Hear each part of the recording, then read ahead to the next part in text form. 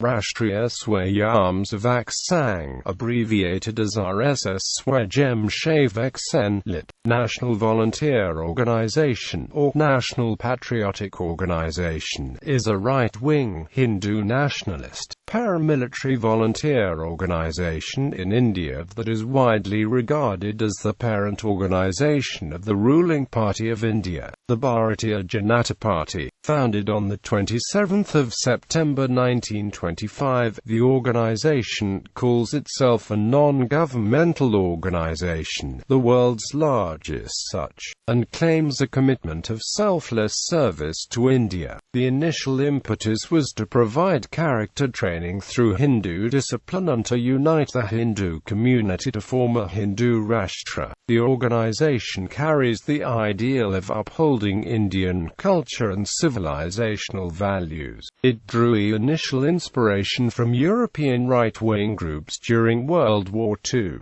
Gradually RSS grew into a prominent Hindu nationalist umbrella organization, spawning several dozen affiliated organizations that established numerous schools, charities and clubs to spread its ideological beliefs. The RSS was banned once during British rule, and then thrice by the post-independence Indian government, first in 1948 when a former RSS member assassinated Mahatma Gandhi, then during the emergency, and for a third time after the demolition of Babri Masjid in 1992. The ban imposed in February 1948 was withdrawn in July 1948, on the condition that RSS would purely be a cultural organization and have no politics of its own. History. Founding RSS was founded in 1925 by Keshav Balaram Hedgewar, a doctor in the city of Nagpur, British India. He had been charged with sedition in 1921 by the British administration and was imprisoned for 1 year. Hedgewar was educated by his elder brother. He then decided to study medicine in Calcutta, West Bengal. He was sent there by B.S. Munir in 1910 to pursue his medical studies. There he lived with Shyam Sundar Chakravarti and learned the techniques of fighting from secret revolutionary organizations like the Anushilan Samiti and Juganta in Bengal. He is said to have joined the Anushilan Samiti and he had contacts with revolutionaries like Ram Prasad Bisma. Previously he was involved in such type of revolutionary activities, a fact disclosed by writers such as Viz. C.P. Vishakar, M.S. Gulwalkar, K.S. Sudarshan and Rakesh Sinha.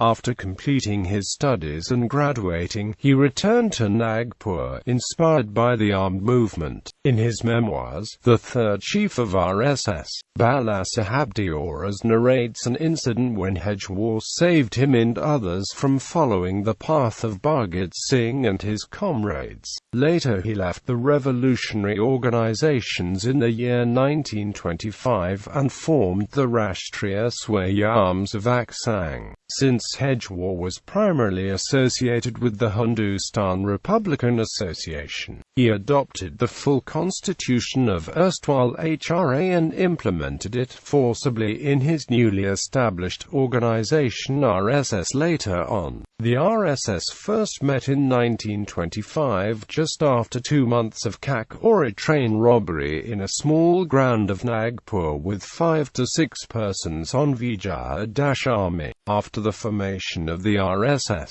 Hedgewar kept the organization away from having any direct affiliation to any of the political organizations then fighting British rule. But Hedgewar and his team of volunteers took part in the Indian National Congress-led movements against the British rule. Hedgewar was arrested in the Jungle Satyagraha agitation in 1931 and served a second term in prison. World War II. During World War II RSS leaders openly admired Adolf Hitler. Madhav Sadashiv Golwalkar, who became the supreme leader of the RSS after Hedge War, drew inspiration from Adolf Hitler's ideology of race purity. RSS leaders were supportive of the Jewish state of Israel, including Sevak himself, who supported Israel during its formation. Golwalkar admired Jews for maintaining their religion, culture and language. Indian independence movement. The RSS, which portrays itself as a social movement, stayed away from the Indian independence movement. It also rejected Gandhi's willingness to cooperate with the Muslims. After founding the organization, K.B. Hedgewar started the tradition of keeping the RSS away from the Indian independence movement. Any political activity that could be construed as being anti-British was carefully avoided.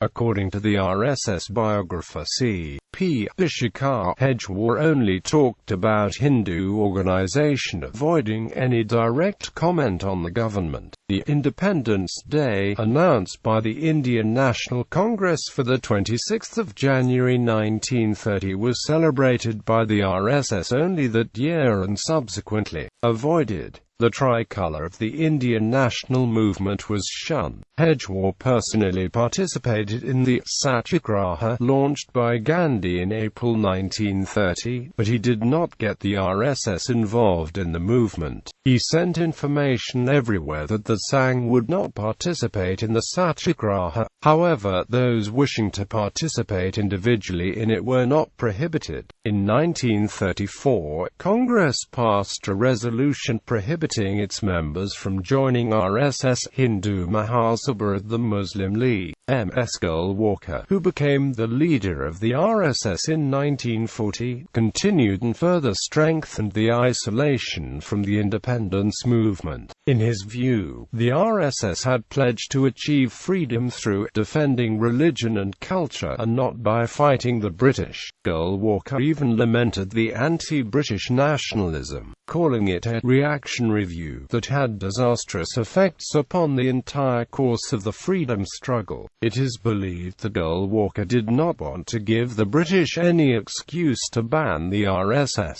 He complied with all the strictures imposed by the government during the Second World War, even announcing the termination of the RSS military department. The British government stated that the RSS was not at all supporting any civil disobedience against them, and as such their other political activities can be overlooked. The British Home Department further took note of the fact that speakers at Sangh meetings urged its members to keep aloof from the Congress movements against the British, which was duly followed. The Bombay government, in a report, appreciated the RSS by noting that the Sangh had scrupulously kept itself within the law and refrained from taking part in the disturbances that broke out in August 1942. It also reported that the RSS had not, in any way, infringed government orders and had always shown willingness to comply with the law. The same Bombay government report further noted that in December 1940 itself, orders had been issued to the provincial RSS leaders to desist from any activities that the British government considered objectionable, and the RSS, in turn, had assured the British authorities that it had no intentions of offending against the orders of the government. M.S. Golwalkar later openly admitted to the fact that the RSS did not participate in the Quit India movement. Golwalkar further stated that such a stance led to the Sangh being viewed as an inactive organization whose talks had no substance in reality. Activities during partition. The partition of India affected millions of Sikhs, Hindus, and Muslims attempting to escape the violence and carnage that followed. Noted Gandhian and recipient of the highest civilian award in India, Bharat Ratna, Bhagwan Das commended the role of the high-spirited and self-sacrificing boys of the RSS in protecting the newly formed Republic of India from a planned coup to topple the Jawaharlal Nehru administration in Delhi. First ban. The first ban on the RSS was imposed in Punjab province on 24 January 1947 by Malik Zahir Tuana, the premier of the ruling Unionist Party, a party which represented the interests of the landed gentry and landlords of Punjab, which included Muslims, Hindus and Sikhs. Along with the RSS, the Muslim National Guard was also banned. The ban was lifted on 28 January 1947. Second ban and acquittal. Following Mahatma Gandhi's assassination in 1948 by a former member of the RSS, Nathuram Godse, many prominent leaders of the RSS were arrested and RSS as an organization was banned on 4 February 1948. A commission of inquiry into conspiracy to the murder of Gandhi was set and its report was published by India's Ministry of Home Affairs in the year 1970. Accordingly, Justice Kapoor Commission noted that the RSS as such were not responsible for the murder of Mahatma Gandhi, meaning thereby that one could not name the organization as such as being responsible for that most diabolical crime, the murder of the Apostle of Peace. It has not been proved that they were members of the RSS. RSS leaders were acquitted of the conspiracy charge by the Supreme Court of India, and following an intervention by the court, the Indian government agreed to lift the ban with the conditions that the RSS pledge its loyalty to the Constitution of India, accept the tricolour as the national flag of India and adopt a formal written constitution and make it public. The second Sangh M.S. Walker drafted the constitution for the RSS, which he sent to the Government of India on the 11th of April 1949.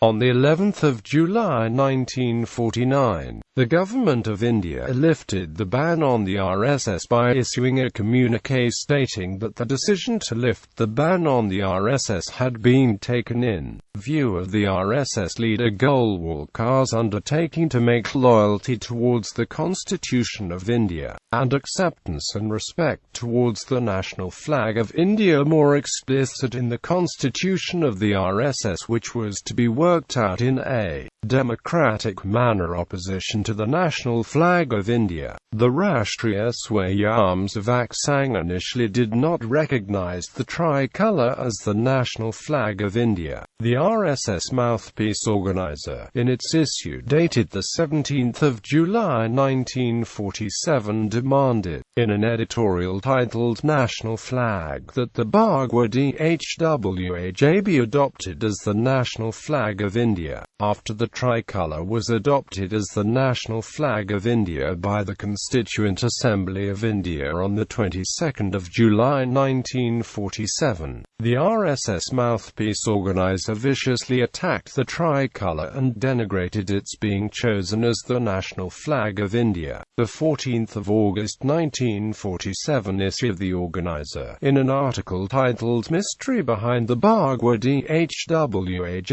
stated, "The people who have come to power by the kick of fate may give in our hands the tricolour, but it will never be respected and owned by Hindus. The word three is in itself an evil, and a flag having three colours will certainly produce a very bad psychological effect and is injurious to a country." Further, M.S. Walker, the second ʻsəŋɡː of the RSS, in an essay titled Drifting and Drafting, published in his book Bunch of Thoughts, lamented the choice of the tricolour as the national flag of India and compared it to an intellectual vacuum void. In his words, "Our leaders have set up a new flag for the country. Why did they do so? It just is a case of drifting and imitating. Ours is an ancient and great nation with a glorious past. Then, had we no flag of our own? Had we no national emblem at all these thousands of years? Undoubtedly we had. Then why this utter void, this utter vacuum in our minds? The RSS hoisted the national flag of India at its headquarters in Nagpur on 14 August 1947 and on 26 January 1950, and stopped doing so since then. This issue had always been a source of controversy. In 2001, three activists of Rashtra Premier Dal President Baba Mente, members Ramesh Kalamab and Dilip Chatani, along with others, allegedly entered the RSS headquarters in Rishimba, Nagpur on 26 January, Republic Day of India, and forcibly hoisted the national flag there amid patriotic slogans. They contended that RSS had never before or after independence ever hoisted the tricolour in the premises, even on Independence Day and Republic Day. Offences under relevant section of Bombay Police Act and IPC were registered by police against the trio, resulting in their being jailed. They were released after 11 years in 2013.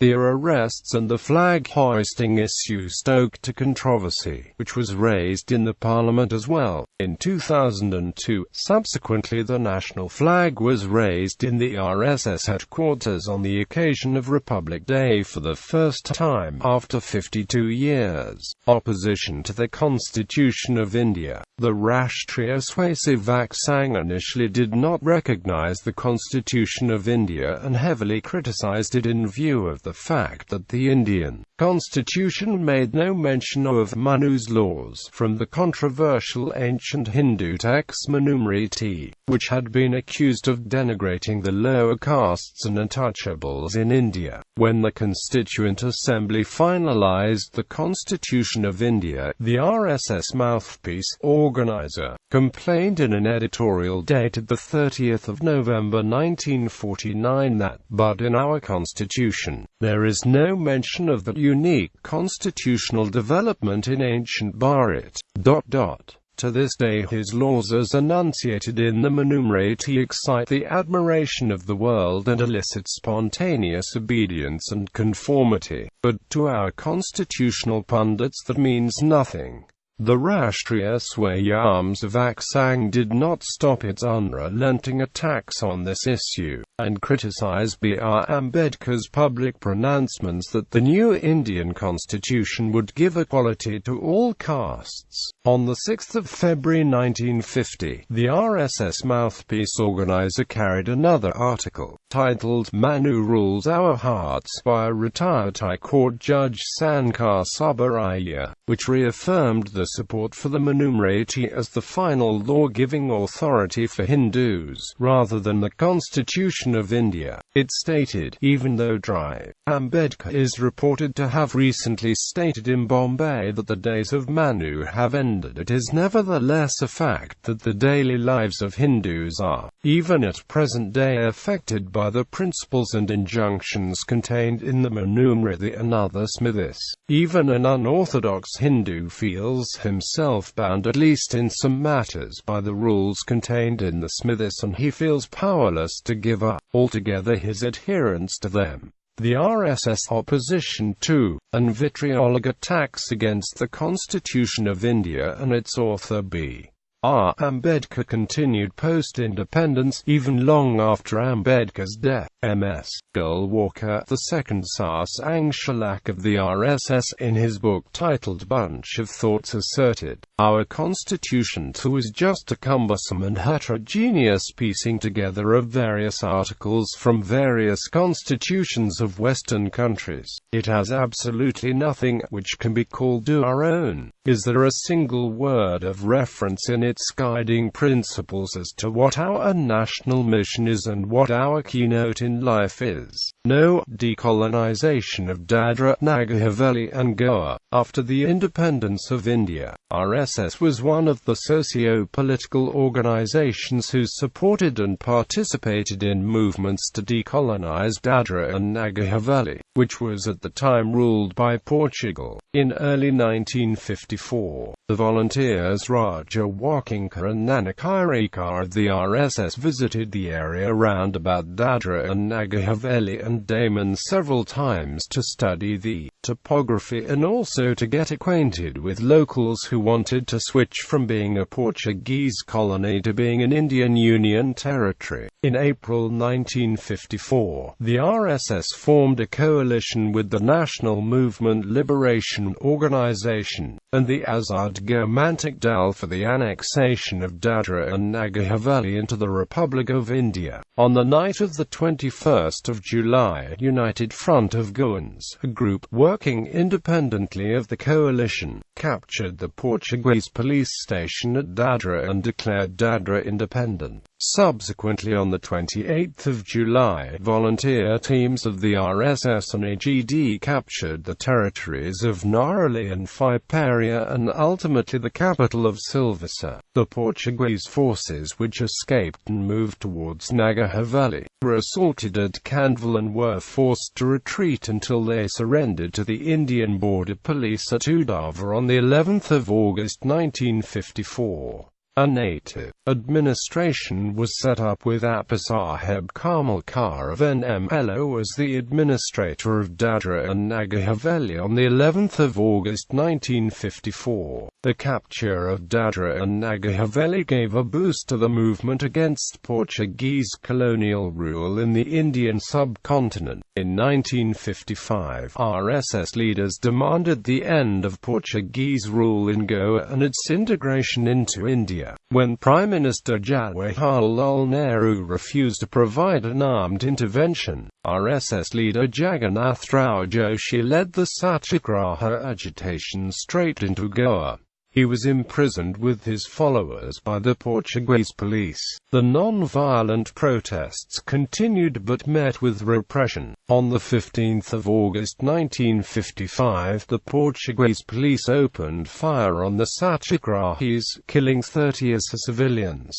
Wartime activities. In 1971 Bangladesh War of Independence, RSS volunteers offered the services to maintain law and order of the country and were apparently the first to donate blood. Movement against the emergency. In 1975, the Indira Gandhi government proclaimed emergency rule in India, thereby suspending the fundamental rights and curtailing the freedom of the press. This action was taken after the Supreme Court of India cancelled her election to the Indian Parliament on charges of malpractices in the election. Democratic institutions were suspended and prominent opposition leaders including Gandhi and Jayaprakash Narayan were arrested whilst thousands of people were detained without any proper charges taken up against them. RSS, which was seen close to opposition leaders, and with its large organizational base was seen to have potential of organizing protests against the government, was also banned. The RSS defied the ban and thousands participated in satyagraha against the ban and against the violation of human rights regulations. Later, when there was no let-up, the volunteers of the RSS formed underground movements for the restoration of democracy. Literature that was censored in the media was clandestinely published and distributed on a large scale, and funds were collected for the movement. Networks were established between leaders of different political parties in the jail and outside for the coordination of the movement. It's said that the movement was dominated by tens of thousands of RSS cadres, though more and more young recruits are coming. Talking about its objectives, it said, its platform at the moment has only one plank: to bring democracy back to India. The emergency was lifted in 1977 and as a consequence the ban on the RSS was also lifted. Participation in land reforms. It has been noted that the RSS volunteers participated in the Boudin movement organized by Gandhian leader Vinoba Bhave, who had met RSS leader Golwalkar in Meerut in November 1951. Golwalkar had been inspired by the movement that encouraged land reforms through voluntary means. He pledged the support of the RSS for this movement. Consequently, many RSS volunteers led by Nanaji Deshmukh participated in the movement. But Golwalkar has also been critical of the Boudin movement, on other occasions for being reactionary and for working merely with a view to counteracting communism. He believed that the movement should inculcate a faith in the masses that can make them rise above the base appeal of communism. Structure: RSS does not have any formal membership. According to the official website, anyone can become member by joining the nearest Shaka, which is the basic unit. Although the RSS claims not to keep membership records, it is estimated to have 2.5 to 6.0 million members. The number of Shakas stood at 51,335 in August 2015. Sangshalax: the Sangshalax is the head of the RSS organization. The position is decided through nomination by predecessor. Until his of October 2015, RSS leadership has always been upper caste, primarily Brahmin. The individuals who have held the post of Sangshalax in this organization are K. B. Hedgewar, Laxman Vaman Paranchpe, M.S. Golwalkar, Madhuki Dattatreya, Rajendra Singh, K.S. Sudarshan, Mohan Bhagwat. Shaka is Hindi for branch. Most of the organizational work of the RSS is done through the coordination of Shakas or branches. These Shakas are run for 1 hour in public places. In 2004, more than 51,000 Shakas were run throughout India. The number of Shakas had fallen by over 10,000 since the fall of the Bharatiya Janata Party-led government in 2004. However, the number of Shakas has again increased to about 40,000 by mid-2014 after the return of BJP to power in Delhi in the same year. The Shakas conduct various activities for its volunteers which include physical fitness activities through yoga, exercises and games. It has other activities which emphasize qualities like civic sense, social service, community living and patriotism. The volunteers are trained in first aid and in rescue and rehabilitation operations. The volunteers are also encouraged to become involved in the developmental activities of the village or locality. Mission: Golwalkar describes the mission of the Rashtriya Swayamsevak Sangh as the revitalization of the Indian value system based on universalism and peace, and prosperity to all. The Vasudhaiva Kutumbakam, the world view that the whole world is one family, propounded by the ancient thinkers of India, is considered as the ultimate mission of the organization, but the immediate focus,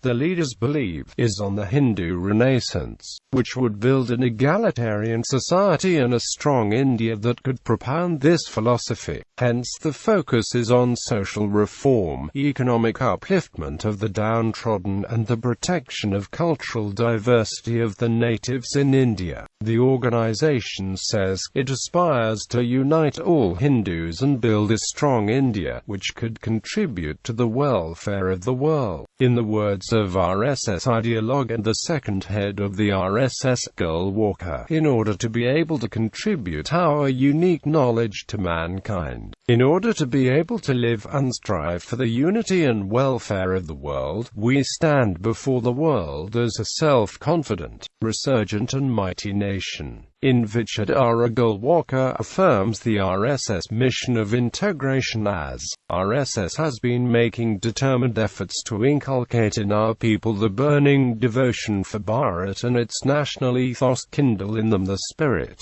of dedication and sterling qualities and character, rouse social consciousness, mutual goodwill, love and cooperation among them all, to make them realize that castes, creeds and languages are secondary and that service to the nation is the supreme end, and to mold the behavior accordingly, instill in them a sense of true humility and discipline, and train their bodies to be strong and robust so as to shoulder any social responsibility, and thus to create all-round anusasana in all walks of life and build together all our people into a unified, harmonious national whole, extending from Himalayas to Kanyakumari. Walker also explains that RSS does not intend to compete in electioneering politics or share power. The movement considers Hindus as inclusive of Sikhs, Jains, Buddhists, tribals, untouchables, Veerashaivism, Arya Samaj, Ramakrishna Mission and other, as a community, a view similar to inclusive referencing of the term Hindu in the Indian Constitution Article 25. When it came to non-Hindu religions, Walker's view on minorities was that of extreme intolerance. In a magazine article in 1998, some RSS and BJP members have been said to have distanced themselves from MS Walker's views, though not entirely. The non-Hindu people of Hindustan must either adopt Hindu culture and languages, must learn and respect and hold in reverence the Hindu religion, must entertain no idea but of those of glorification of the Hindu race and culture,